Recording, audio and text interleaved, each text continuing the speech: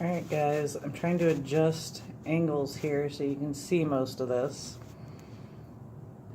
I'm trying to take advantage of some technology on my lunch break. So I will just tell you. Ooh, don't break the TV. Yeah, let's not break the technology on my lunch break. So I'm just going to tell you, it's been a struggle for me the last couple days because someone that I love very much is being affected by depression and anxiety. And I understand that because I've been there. It has affected me as well in the past. I'm trying not to touch the table because I don't want to knock my phone down.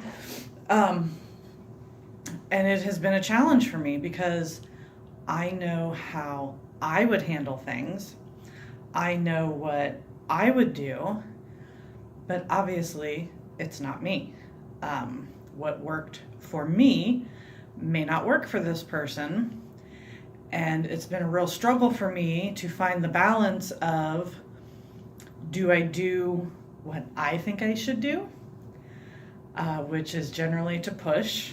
I'm kind of a hit things head on type of person, but at the same time, I didn't used to be. I used to avoid things at all costs. I used to be terrified of confrontation. Not that anybody really enjoys that, but I used to avoid it at all costs. I used to agree to things and do things that I didn't want to do and didn't like to do to avoid confrontation, just because I couldn't deal with it. I would get shaky, I would get weak, I would get physically nauseous just from the thought of challenging someone, whether it just be a thought or an opinion or whatever. It was terrifying to me.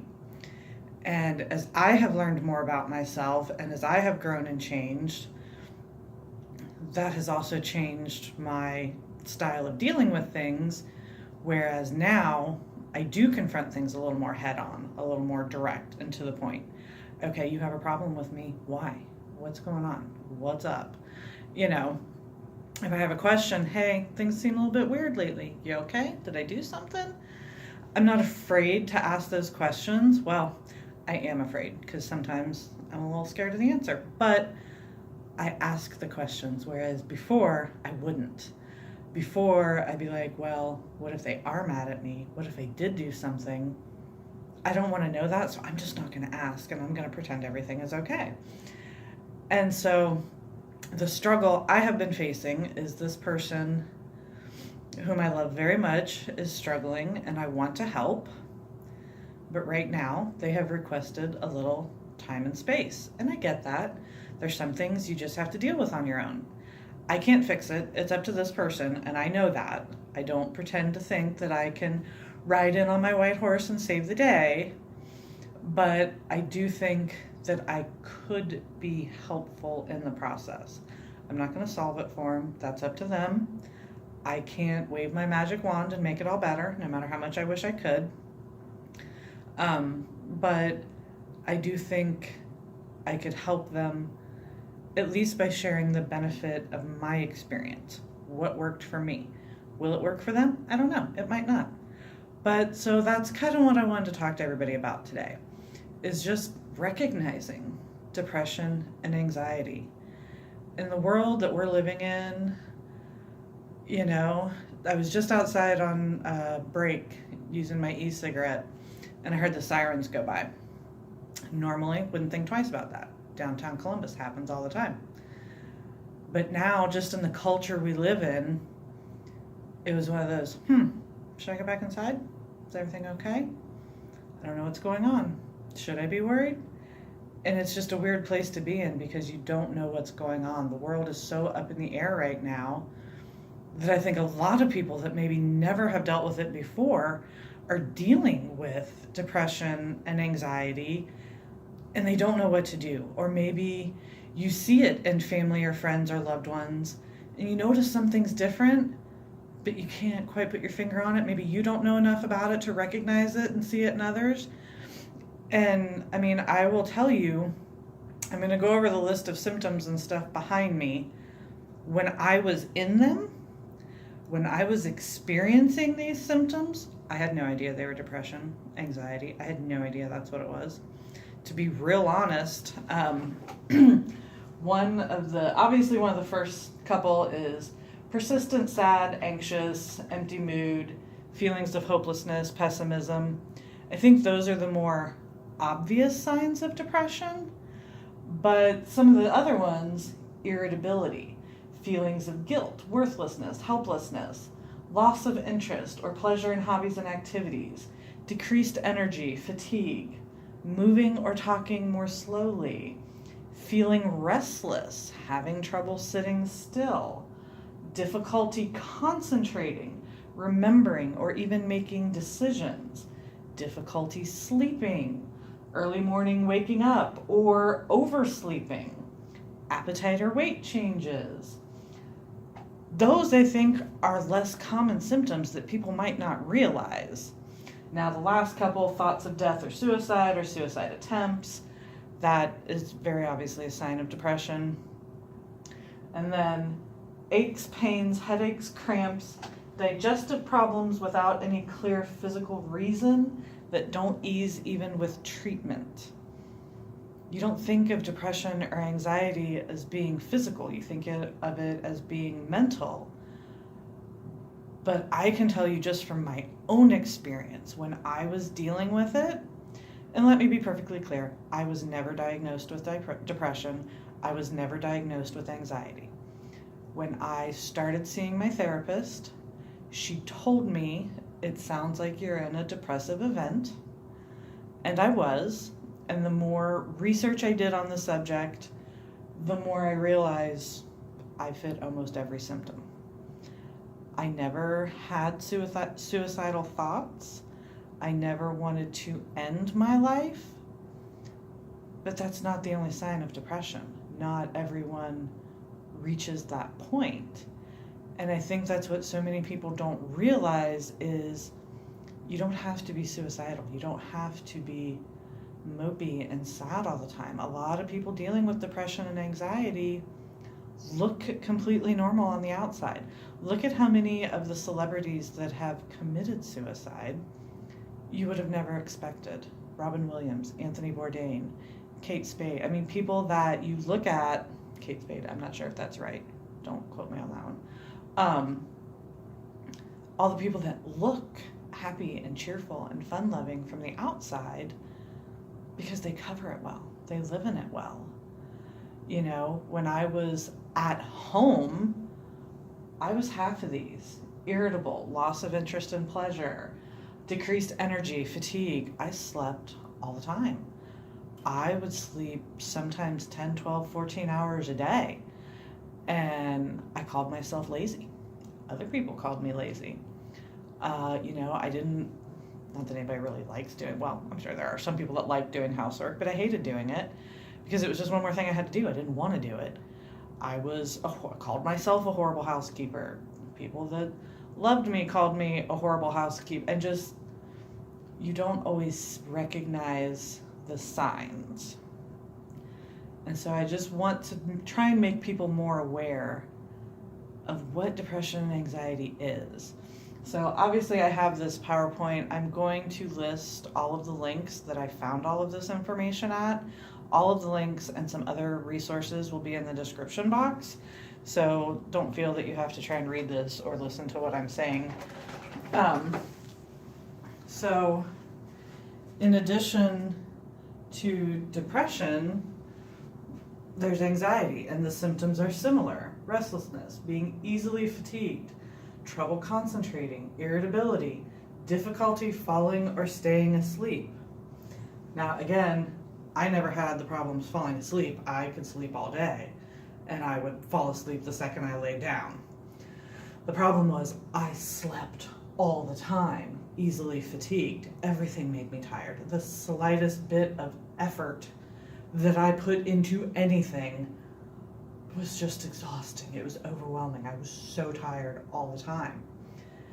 But other people that I know are having the opposite problem. Difficulty falling or staying asleep. insomnia, can't lay down, can't go to sleep. Restlessness, can't sit still, hard to focus on things. Irritability, things that you used to enjoy, things that didn't used to bother you, now all of a sudden, for no reason, irritate the shit out of you. That's part of depression and anxiety. So anxiety can trigger panic attacks, rapid heart rate, sweating. A lot of people think that they're having a heart attack. The symptoms are very similar, and it scares the shit out of a lot of people. And they think they're having a heart attack. It's a panic attack. They have become so overwhelmed, whatever it is, that endless loop in your brain replaying whatever that situation is, can work your body up to physical symptoms, and they mirror a heart attack, and it's terrifying. And I think that's what so many people don't realize is you think depression, anxiety, oh, it's all mental, it's all emotional. No, it takes a physical toll on your body that can be overwhelming at times. So that is what depression and anxiety is, but how can it be helped? So with depression, obviously, if you have the option, go see a licensed counselor, go see a therapist. In the current age that we live in, our mental health system is already overburdened. Just for myself, I tried to get in to see a therapist. It was about a year ago. I was not in a good place. I'm calling and calling and calling. Either they didn't accept my insurance or they didn't have appointments until 3 months down the road. It took me almost a month and a half. And I was so frustrated and so overwhelmed to the point I was just in tears on the phone. I just need some help, and I can't find help anywhere. And that was last year, before any of the COVID, before any of the riotings and the protests, before any of this started. It's going to be 10 times worse now. Look for other resources. Some do text, some do online, Skype meetings. Reach out to whatever resource you can find. If that is something that you're dealing with, find even a text or a phone call is better than nothing. At least it's getting you in contact with someone who can help you. They might prescribe antidepressants. I prefer to take natural versions of them. I take rhodiola rosea, which is a natural antidepressant, and I also take ashwagandha, which is a natural anti-anxiety. That works for me. It helps reduce my symptoms. Doesn't take them away completely, but it helps reduce my symptoms. It might work for you. There's tons of other ones out there. Do your own research and start looking at symptoms and side effects and how these things can interact. As always, if you're on any other medication, double check the interactions, make sure nothing's bad there.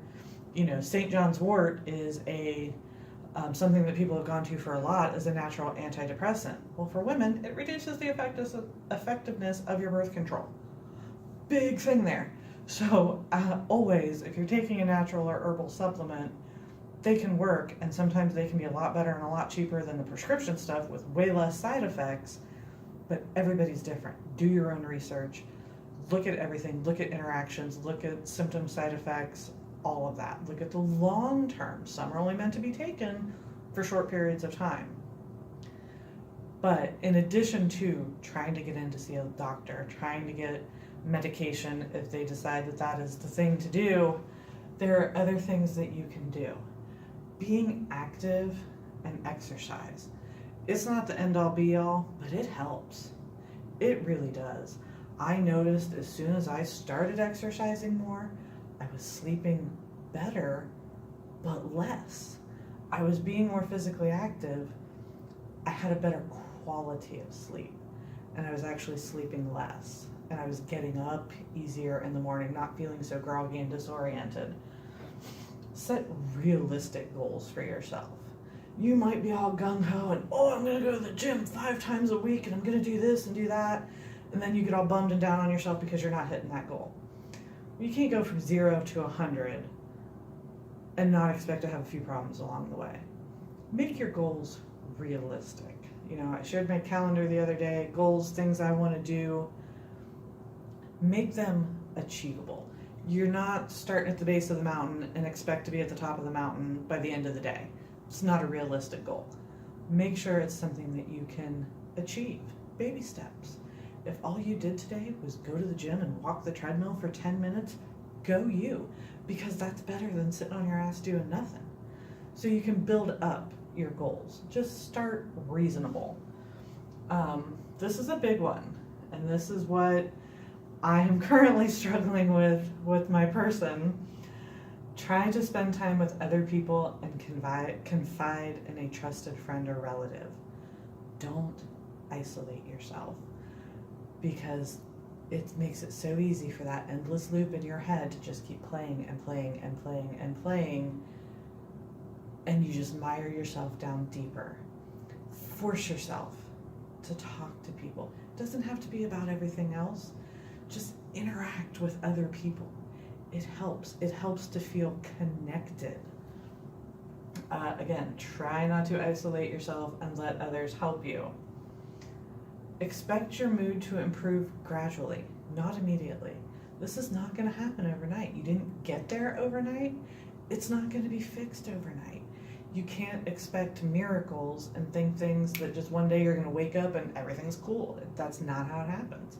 You might have a string of really great days where you're feeling good and feeling positive and doing awesome, and then something triggers you or something happens, and then boom, you've got another couple bad 2-3 days. That's going to happen. You have to be realistic about that. You're not going to feel 100% better right out of the gate. Postpone important decisions. Don't make any major life changes when you're in this space, because you're acting on faulty information. Your brain is telling you, oh, you're horrible, you're not good enough, you're terrible, you're not worthy, your brain is telling you all of these things, or it's not worth it, I'm not worth it. Don't make any major decisions. It's not a time. And then continue to educate yourself. For me, that's the biggest thing. The more I learned, the more I realized, oh yeah, I was doing that. Oh yeah, well that sure as heck didn't help things, did it? So continue to learn, continue to try and improve yourself. So again, here's some more daily goals. This one I picked on purpose. Men are so goal-oriented that when tasks are done, they are anxious about what to do next. Daily goals can be as simple as doing a household chore or calling a friend. Write it down, cross it off a list. That way it's that feeling of accomplishment. It's feeling of that, yep, done, yep, done. Get out there. Make an effort to interact with people at least on a weekly basis.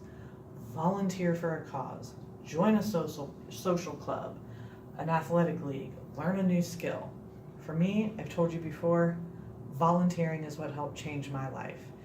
Getting out of my comfort zone, going and doing something I had never done before, had no experience with, completely transformed my life. I met people I never would have met that have become like family to me. People that I can't imagine not having in my life. And it's made me a better person, because when I'm there and I'm with the horses and the kids, it doesn't matter how shitty my day was. It doesn't matter that this person broke up with me or this person treated me like shit. None of that mattered, because it wasn't about me. And for me, I think that's the biggest thing, is by going and volunteering or being a part of something else, it gives you time to focus on something else. You're not dwelling on everything that's going wrong in your life. You're not dwelling on how to fix it and what I need to do and this and this and this. It's getting you out of that space and giving you an opportunity to focus on something else. For me, we do therapeutic writing for kids with disabilities and special needs. I can see a kid that, in theory, should have every reason to be mad at life. They were dealt a shitty hand. Disabilities that they can't control, things that affect their abilities to move their bodies. But these kids are so full of life, so full of joy, so full of wonder, that you can't help but be energized by their spirit. I have literally been in tears at work, so frustrated, so overwhelmed that I'm just crying and upset and frustrated. I go there, I spend the evening with the kids, and I don't even remember how bad I felt earlier in the day. It just changes everything. So find whatever it is that you're passionate about, kids, animals, whatever cause speaks to you, go be part of it. Go do something for someone else, and it's amazing how much better it makes you feel. Address financial concerns. A lot of people, especially out of work, things going crazy right now, that can be a big worry, but make a plan for it. I think the biggest concern is, well, I don't know what's going to happen next. Okay, role play a little worst case scenario. Well, if the shit really hits the fan, what are my options here? Make a plan for it. Just having a plan in place helps you feel more prepared and reduces some of that anxiety. Do more relaxation activities. Incorporate mind-body training like yoga, meditation, anything that slows your body and calms your mind. I have tried meditation for years. I'll do really good, do it like 3, 4, 5, 6, 7 whole week in a row, and then I forget. But I feel better when I do it. And it's really, really hard for me to just calm my brain, get all the thoughts out of my head. And for a long time I thought I was doing it wrong because I couldn't stop the thoughts. You're never going to stop the thoughts. Basically, you just acknowledge them. Okay, yep, that's there. Back to focusing on my breathing, and that calms your body and it calms your spirit, and it allows you to relax and de-stress. And for me, one of the biggest things regarding my depression anxiety was my own self-confidence. Part of that was the depression and anxiety feeding it in. Part of it was I'd always had low self-esteem, low self-confidence to start with. So that just it was that endless cycle. They just kept feeding each other. So ways that you can do with that is present yourself with confidence. You might not feel great, but if you feel like you look good, or you put on your favorite shirt, your favorite pants, whatever, it just makes you naturally feel a little better about yourself. If you think you look good, that's all that matters. Who gives a shit what everybody else says? Smile and look people in the eye. This one is hard for me even now. I'm way better than I used to, but it's still hard for me when it's someone new to look them in the eye. It's a confidence thing. It's a worthy thing. I'm bold enough to look you dead in the eye. I still struggle with that one sometimes. It's hard, but it's worth it. Sometimes you just have to force it. Like there's no I'm really uncomfortable, but I'm gonna do it. And you just have to do it. Give genuine compliments to others. That phrase, be the good you want to see in the world. If you like somebody's shoes, tell them. If you think their hair looks cute and their makeup looks cute, whatever, tell them. You'd be amazed at how much better you feel when you can make somebody else feel better. Practice appreciation. That one's hard. Run down a little list, 3 things. I appreciate my dog. I appreciate my friends. I appreciate my ability to volunteer. Those are things that I enjoy doing and I'm good at, and I'm so thankful that I have the opportunity to do them. Play to your strengths. Start out, give yourself an easy. Don't start out doing something you've never done before and you have no idea if you're good at it. Do stuff, hey, I know I'm good at this. I want to do this, and I want to feel really great. For me, it's cooking. I've always been a good cook, a good baker. My grandma was a baker. I want a little boost. I make food. I give it to people. They tell me how wonderful it is. Makes me feel wonderful. For a long time, I did that to gain self-confidence. Okay, well, I don't feel confident in any other areas, but I know I'm a good baker and I know people love my food, so I can make them something, and I'm offering it up, basically going, here, love me.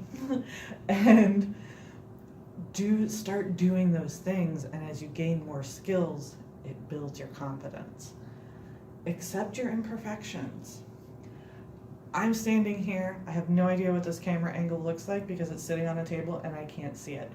I hate my arms. I'm not a big fan of my stomach. I have no idea how I'm going to look on this. But you know what? I'm okay. I've lost weight. I'm way happier with my body than I used to be. I love my body a lot more than I used to. I respect it more.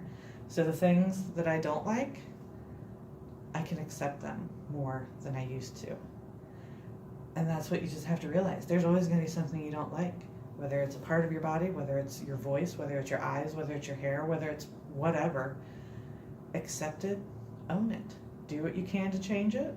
If you can't change it, own it and move forward. If you can't change it, there's no use getting upset about it. Be prepared. That goes back to the whole, like making a plan thing. Role play worst case scenarios. All right, say if I try this, what is the absolute worst possible outcome? Okay, what if that happens? What if it does happen? It could. Probably won't, but it could. What's going to happen? Prepare for it. The more prepared you are for things, the less things can take you by surprise and throw you out of your comfort zone and make you uncomfortable. Again, like the other one, set effective goals and work to achieve them. Make them reasonable. Make them something achievable. I am not a runner. I'm not going to set a goal to run a marathon in 2 months. That is not realistic for me. But to jog around my block, that's a realistic goal. Embrace whatever it is you love. Find your passion. Find what drives you. It can be so many things. And it could be something external. Volunteering with animals, save the animals, save the whales. It could be, it's Pride Month. It could, whatever it is that is your passion and excites you, feed it. Feed it. Mine has always been animals. I love dogs. I've always loved horses, but it wasn't until I started working with them and working with kids with special needs that I feel like I truly found my passion, my calling. I was 37 years old when I found that. Some people never find it, and to me that's heartbreaking, that you live your whole life not indulging in whatever makes you passionate, not finding whatever it is that speaks to you. So take some time, really stop and think about it. What do I love? Animals, whatever your cause is, whatever your passion is, find a way to indulge that. Always do your best. You can't do more than your best. If you do your best, maybe you didn't hit your goal, maybe you didn't get exactly where you wanted to be, but you tried. You put in the effort. That's all you can do. And accept disapproval. There's going to be some people, it doesn't matter what you do. What's the old saying? You can lay down and people will complain you're not flat enough when they walk over you. Whatever, that's not the right way it goes, but whatever, you get the point. You are never going to please everybody. There are people who, no matter what you do, are never going to be happy. You can give them a bag of money and they're going to complain it's too heavy. There's always going to be someone that's not happy for whatever reason. For a long time, those were the people I worried about. Oh, so-and-so, oh, they're not going to like this. Oh, so-and-so, oh, blah, blah, blah, blah. There was a lady several years ago, and working downtown Columbus, red, white, and boom, big thing. Streets are closed, so they usually cancel, they let us go home early that day. So they sent out the notice. Everybody can leave at 1 o'clock, 2 o'clock, whatever it was. Lady complained, well, how am I supposed to catch the bus home? How am I supposed to do this? You're literally getting a half day off pay and you're bitching. People are not going to be happy with everything. You are not going to please everybody. Just quit trying. Plain and simple. There is no way to please everybody at once. So I will put, here's a resource page. I'm going to put all of these links in the description box so that everybody can go access this information. This is where I pulled all the bullet points. None of this information is unique to me. I went to a few websites that I've used before that have some good information. National Institute of Mental Health, Harvard EDU, different things. But like I said, do your own research. No one can help you but you. And that is something I struggle with because my instinct is, oh, I want to help. Oh, I want to help. Please let me help you. Let me. I can't do it. If you don't want help, there's nothing I can do for you. And that kills me sometimes. But go do your own research, and you can do little things to help others. You can nudge others if you see the signs or symptoms, but you can't fix it. You can't make it go away. Only they can do that. But you can help them on that path. You can encourage, you can support, you can be there. You can be a resource for them. And do your own research to what works best for you. But just use the information. Use it to help yourself if you're the one struggling. Use it to help others. So that was my lunch break for today. So I hope you guys appreciate that. Thank you so much.